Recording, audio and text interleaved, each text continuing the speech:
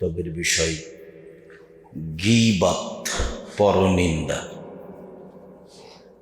যদিও রমজান মাস সামনে, শাবান শেষ হচ্ছে, মর্মে রমজানের আলোচনা হওয়াই শোভনীয়, কিন্তু মানুষ এখন যেভাবে মানুষের বদনাম, গীবাত, বিরোধিতা, একজন আর একজনকে দমানো, খাটো করার জন্য প্রাণপণে চেষ্টা চালিয়ে যাচ্ছে, মর্মে সামাজিক বিষয় নিয়ে সবচেয়ে গুরুত্বপূর্ণ বিষয় যেটা সমাজে আলোচনা হওয়া উচিত তা হলো গীবাত, পরনিন্দা।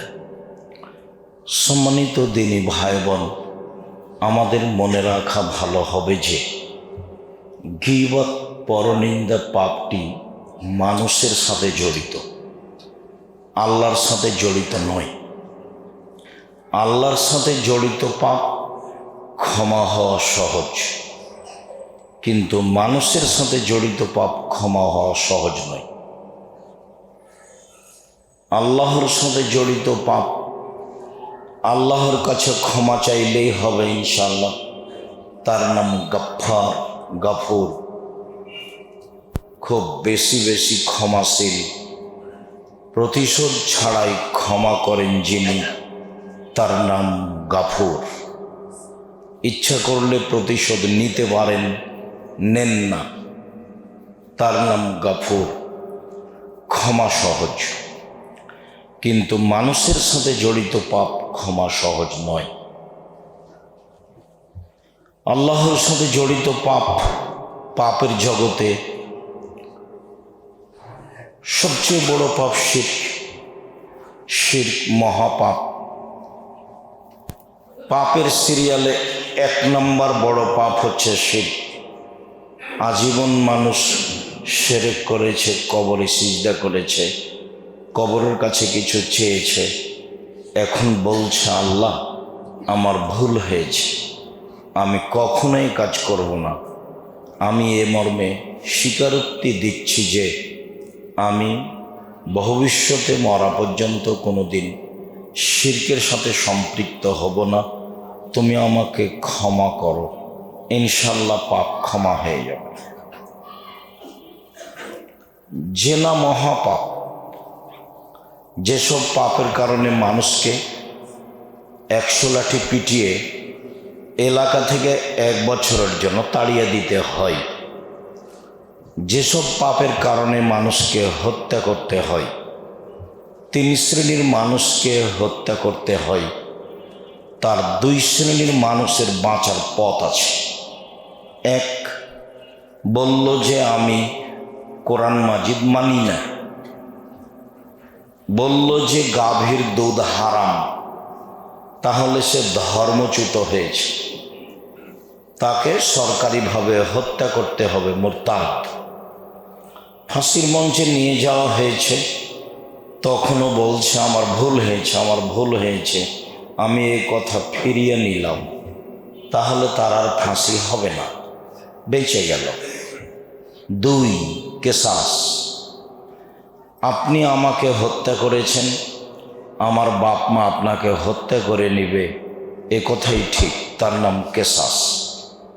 সরকারিভাবে আপনাকে ফাঁসির মঞ্চে নিয়ে যাওয়া হয়েছে, তখন আমার বাপ মা বলছে না না আমরা কেসাস নিব না, মাফ করে দিলাম, মাফ করে দিলাম, তখন আপনার আর ফাঁসি হবে না, আপনাকে ফাঁসির মঞ্চ থেকে নামিয়ে নেওয়া হবে, তবে অপরাধ ছিল হত্যার যোগ্য। 3, বিবাহ করার পরে যদি মানুষ জেনায় লিপ্ত হয়, তাকেও হত্যা করতে হবে, ইট ঢেল পাথর দিয়ে। পৃথিবীতে এমন কোনো পথঘাট নেই যেই পথঘাট দিয়ে তাকে বাঁচানো যেতে পারে, পৃথিবীতে কোনো পথই নেই। বিবাহ করার পরে যারা জেনায় লিপ্ত হয়েছে তাদেরকে শরীয়ী বিধান তাকে হত্যা করতে হবে, এছাড়া দুনিয়াতে কোনো পথঘাট নেই। মহাপাপ আল্লাহ ইচ্ছা করলে ক্ষমা করতে পারেন, মানে অনেক বড় পাপ, এরপরেও আপনি আল্লাহর কাছে ক্ষমা চান, দৃঢ় বিশ্বাস রাখবেন যে বিচার হয়নি, পাপও কেউ জানে না, আপনি ক্ষমা চান, ক্ষমা হয়ে যাবে ইনশাআল্লাহ। কেন? এই পাপ তার সাথে জড়িত। একটা মানুষের গীবাত করেছেন, দোকানপাটে বসে বললেন অমুক চেয়ারম্যান খুব খারাপ, বদের গোড়া, তা এখন আপনি ওর জন্য ক্ষমা চান, কাবা ঘরে চলে যান, গিলাপ ধরে মরা পর্যন্ত ক্ষমা চান।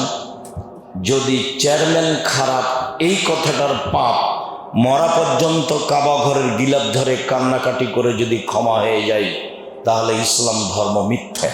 নাউজুবিল্লাহ। ইসলাম ধর্ম মিথ্যা নয়, আপনার পাপ ক্ষমা হবে না। যার বদনাম করেছেন তার হাত ধরে ক্ষমা নেন। বদনাম করেছেন একজনের আর ক্ষমা করবেন আল্লাহ, তখন আল্লাহ হয়ে যাবেন জালেম, অত্যাচারী। আল্লাহ নিজে বলছেন ইন্নী হারামতু যুলমা আলাইয়া, আমি আল্লাহ নিজের উপরে জুলুমকে হারাম করেছি।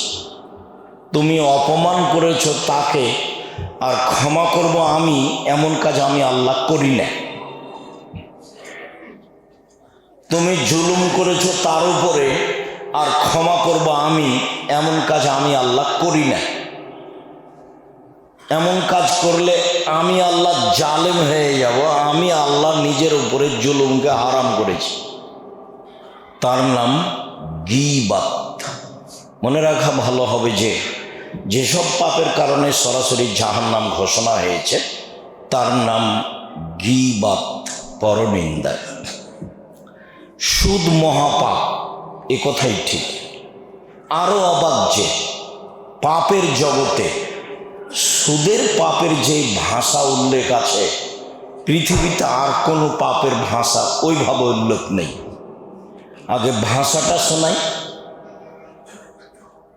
রাসূল সাল্লাল্লাহু আলাইহি ওয়াসাল্লাম বলেন, মাইয়াকুলু দিরহাম রিবা ওয়া ইয়ালাম আসাদ্দু মিন সিত্তাতি ওয়া সালাসিনা জিনিয়া। কে যদি জেনে শুনে 1 টাকা সুদ খায়, 36 বার জেনা করে যত পাপ হবে, 1 টাকা সুদ খেলে তার চেয়ে বেশি পাপ হবে। তিনি বলেন, আর রিবা সাবুনা জুজান আইসরা আইন করো জল মাহু। সুদের পাপের 70টি ভাগ রয়েছে, ছোট থেকে বড়, বড় থেকে ছোট। তার সবচেয়ে ছোট পাপ হলো সুদের পাপ। মার সাথে জেনা করলে যেমন পাপ হয়, শিরক মহাপাপ, তবে ভাষা এমন নয়। পৃথিবীর দ্বিতীয় মহাপাপ বাপ মায়ের অবাধ্য চলা।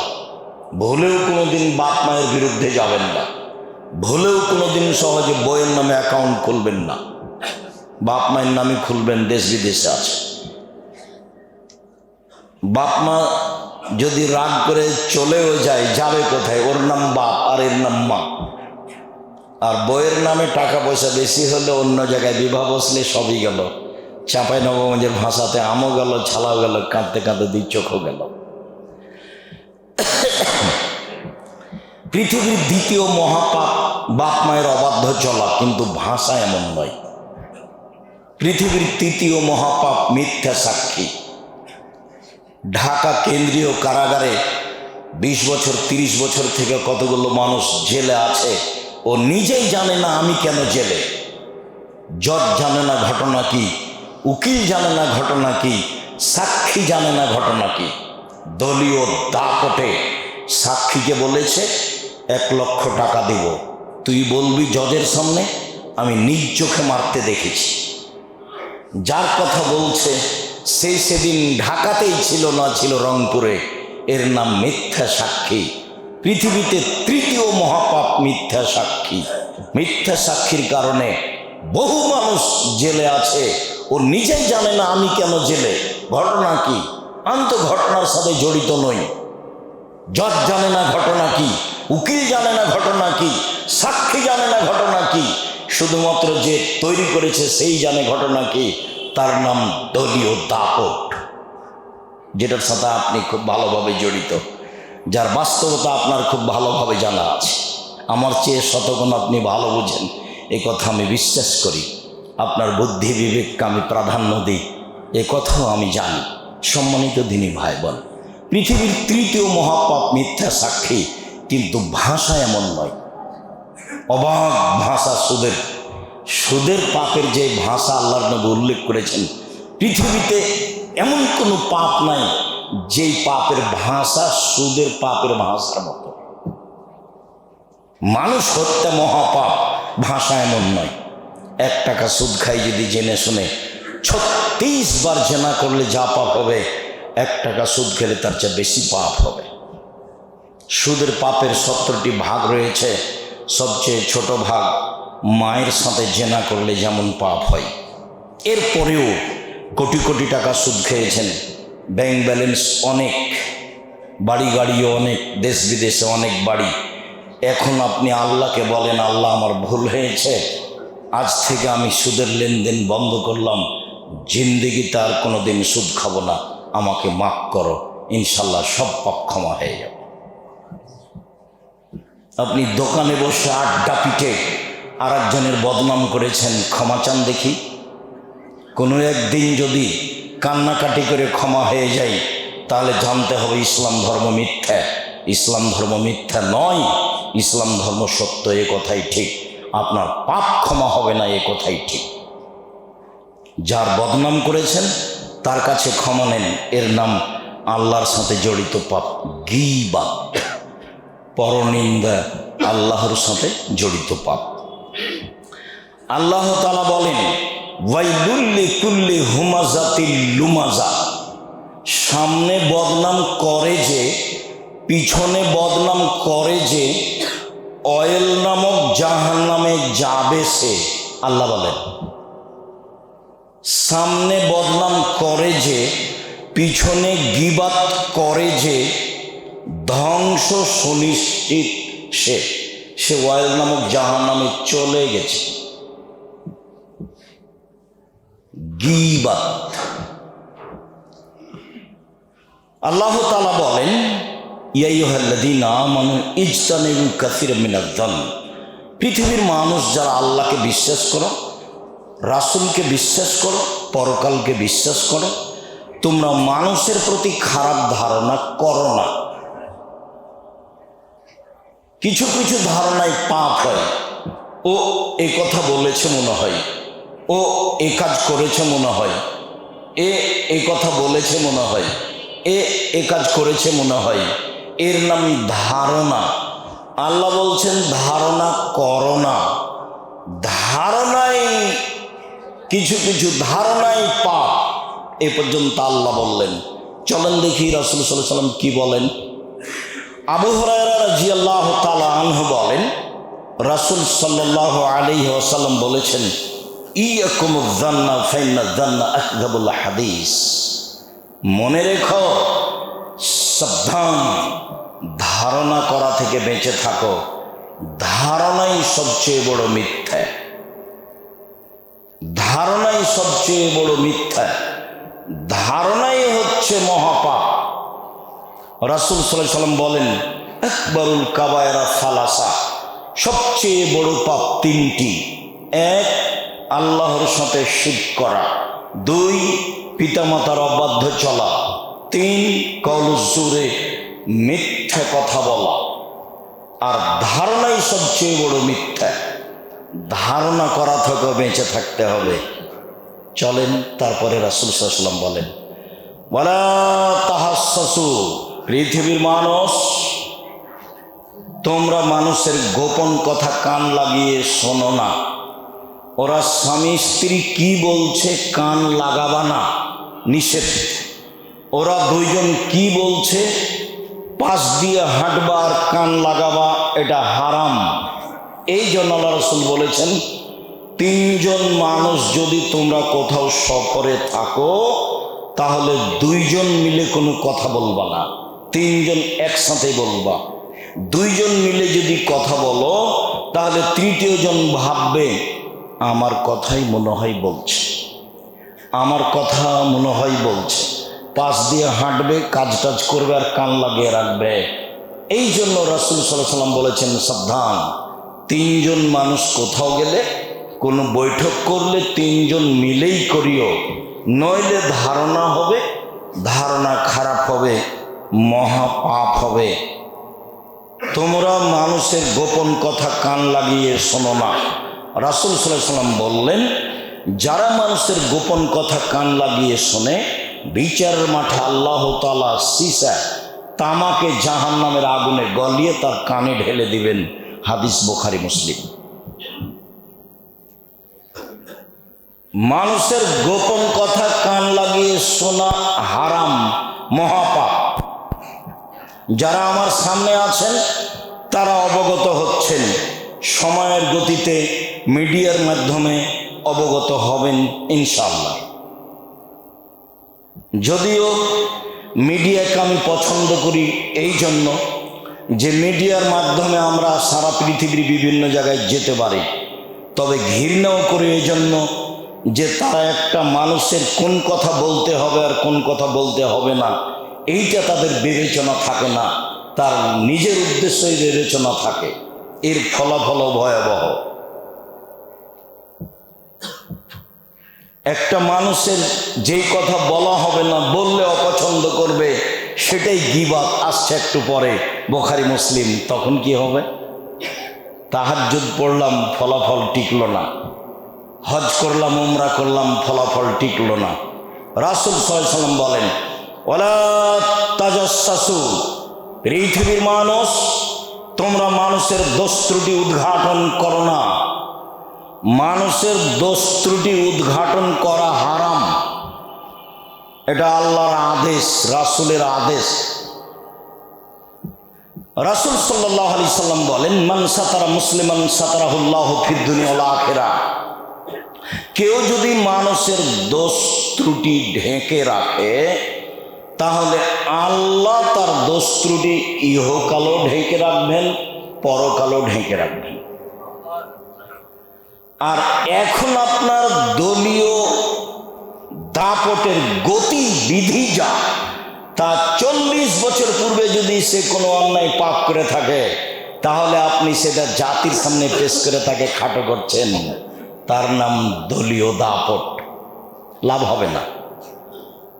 মানুষ মানুষ মানে বুঝেন, মাটির তৈরি, কোনো দাম নাই, 5 পয়সা দাম নাই। আবার আল্লাহ তুচ্ছ বলছে, তার তুমি তো শুক্র কীটের তৈরি, যার গন্ধ আছে, তোমার আবার কি দাম আছে? তুমি মরলেই শেষ। এত ক্ষমতাই কেন? এত জেলহাজত কেন? এত মারামারি কেন? এত চাঁদাবাজি কেন? এত দাগাবাজি কেন? এত রাহাজানি কেন? এত অন্যায় কেন? এত অবিচার কেন? দিন মজুরি করে খাবেন, মানুষের বাড়িতে কিষান কামলা দিয়ে খান, এই ক্ষমতা কেন? যা দিয়ে টিকা যায় না, যা দিয়ে মুহূর্তের মধ্যে অপমান নেমে আসে, যা আপনি জানেন। সম্মানিত দিনী ভাই বোন, মানুষের দোষ ত্রুটি মানুষ যদি লুকিয়ে রাখে, তাহলে তার ফলাফল কেমন একটু আগে বলি, তারপরে এই বিষয়ে আবার একটু কথা বলছি।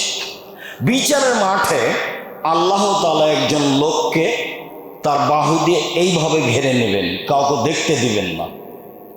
আমার দিকে লক্ষ্য করেন, এইভাবে তাকে অন্তরাল করে নেবেন আল্লাহ নিজে, দিয়ে তার আমলনামাটা তার সামনে তুলে ধরবেন। দেখো তো এই পাপগুলি কি তোমার? আল্লাহ বলবেন। তখন বলবে, জি হ্যাঁ, এগুলি আমার পাপ। কাউকে দেখতে দিবেন না আল্লাহ। তারপরে আল্লাহ বলবেন, তুমি কি মনে করো আমার ফেরেশতারা এটা অন্যায় লিখেছে? না না না, জি না, আমি এটা বলি না যে ফেরেশতারা এটা অন্যায় লিখেছে। তখন আল্লাহ বলবেন, তুমি কি আমাকে কিছু বলতে চাও? তোমার কোনো ওজর আপত্তি আছে? তখন লোকটি বলবে, জি না, আমার কোনো ওজর আপত্তি নেই। তখন আল্লাহ বলবেন, শোনো, তোমার একটা স্বভাব ছিল মানুষের দোষ ত্রুটি ঢেকে রাখা। কোনো সময় তুমি মানুষকে সমাজে অপমান করতে চাইতে না। মানুষের দোষ গোপন রাখা এটা তোমার অভ্যাস ছিল।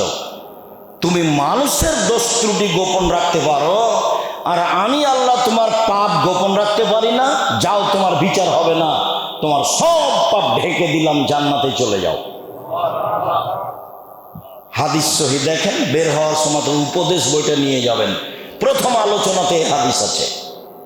বই আপনার জন্য লিখেছিলাম, জাতির যদি রাস্তাঘাট করে দিতে না পারি, জাতির যদি স্কুল কলেজ করে দিতে না পারি, জাতিকে চূড়ান্ত সঠিক ধর্ম দিতে পারবো ইনশাআল্লাহ। ধর্মের ব্যাপারে জাতিকে ফাঁকি দিয়ে পরকাল হারাতে রাজি নই। সম্মানিত দিনী ভাই বোন, আমি আপনার পাশে থেকে রাসূল সাল্লাল্লাহু আলাইহি সাল্লামের কথা, আল্লাহর কথা আপনার সামনে পেশ করতে চাই। এ দিয়ে আপনাকে আমি পরকালমুখী করতে চাই। আল্লাহ তুমি সর্বশক্তিমান, তুমি ব্যবস্থা করো, আল্লাহুম্মা আমিন। সম্মানিত দিনী ভাই বোন,